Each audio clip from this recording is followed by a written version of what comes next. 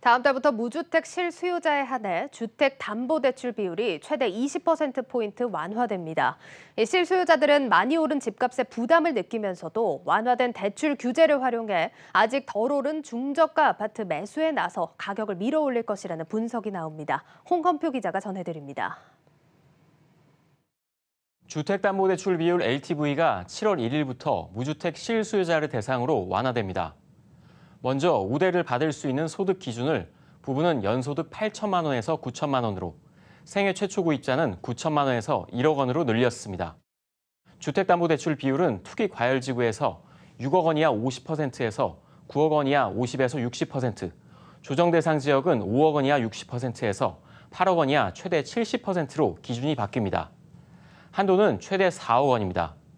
이렇게 되면 투기 과열지구인 서울에 7억 원 아파트를 매수하려고 할 때 기존에는 대출이 2억 8천만 원밖에 나오지 않았지만 다음 달부터는 최대 4억 원까지 대출을 받을 수 있습니다. 현금 3억 원이 있다면 매수가 가능한 겁니다. 또 조정 대상 지역인 일산에서는 5억 원 아파트에 대한 대출이 3억 5천만 원까지 가능해 1억 5천만 원을 가지고도 아파트를 살 수 있습니다. 무주택자에게 대출 규제를 완화하면서 내 집 마련 여건이 좋아졌지만 대출 비율을 주택 가격으로 구분해 놓으면서 또 다른 풍선 효과가 발생할 것이라는 우려입니다. 대출 규제가 완화되는 6억 원에서 8억 원 구간의 아파트값이 9억 원으로 올라붙는 이른바 분수 효과가 나타날 가능성이 있다는 분석입니다. 지난달 기준 서울 아파트 중위 가격은 9억 9,800만 원. 무주택자들이 서울에서 상대적으로 덜 오른 지역을 찾아 분주하게 움직이고 있습니다. 한국경제TV 홍원표입니다. 이렇게 정부의 부동산 정책들은 하나하나 나올 때마다 새로운 부작용들을 예고하고 있습니다. 이제 좋은 입지는 아예 넘볼 수도 없게 됐고 한번 사보려고 했던 곳들마저 부동산 정책의 부작용 속에 풍선처럼 부풀어 오르고 있는 상황입니다. 그 현장을 김민수 기자가 다녀왔습니다. 서울 도봉구 창동의 한 아파트입니다.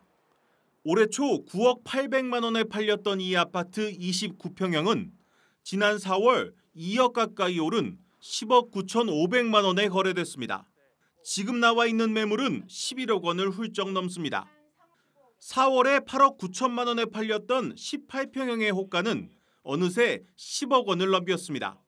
매물이 워낙 없을 때는 하나만 거래가 돼도 그게 그냥 시세가 돼버리거든요. 그러니까 그 하나하나 계약되는 게 사실은 가장 중요한데 조금이라도 더 나와줘야 되는데 없는 게 이제 문제죠. 그래서 가격은 사실상으로는 떨어질 수가 없죠. 중랑천을 건너 바로 옆 노원구 상계동도 상황은 마찬가지입니다. 이 아파트 28평형은 지난달 신고가인 9억 5천만 원에 거래됐고 바로 옆 단지는 거래가 이뤄지는 족족 평형별로 신고가를 쓰고 있습니다. 임대차 3법으로 전세 매물이 사라지자 실수요자들이 비교적 집값이 싼 도봉구와 노원구로 몰린 데다 재건축 기대감까지 반영되면서 집값이 무섭게 오르고 있습니다. 실수요자들이 많이 찾았던 노원과 도봉, 강북 등 이른바 노도강 3구의 아파트 평균 매매 가격은 지난 1년 새 40% 가까이 올랐습니다. 지난주 서울 아파트 값은 2019년 여름을 넘어 1년 반 만에 가장 큰 폭으로 올랐습니다. 부동산 정책 부작용으로 인한 풍선 효과가 다시 서울 집값을 달구는 불쏘시개 역할을 하고 있습니다. 최근에는 실수요자의 내 집 마련 수요가 쏠리는 지역들이 시장을 이끄는 지역들로 평가됩니다.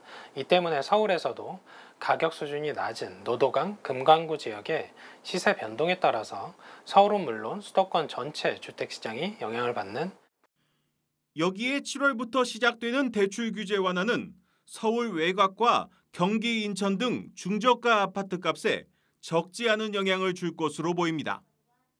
집값 잡기에 실패한 문재인 정부가 기약도 없는 공급만 외치고 있는 사이 대통령이 맞았다던 죽비에 국민들의 삶이 멍들고 있습니다. 한국경제TV 김민수입니다.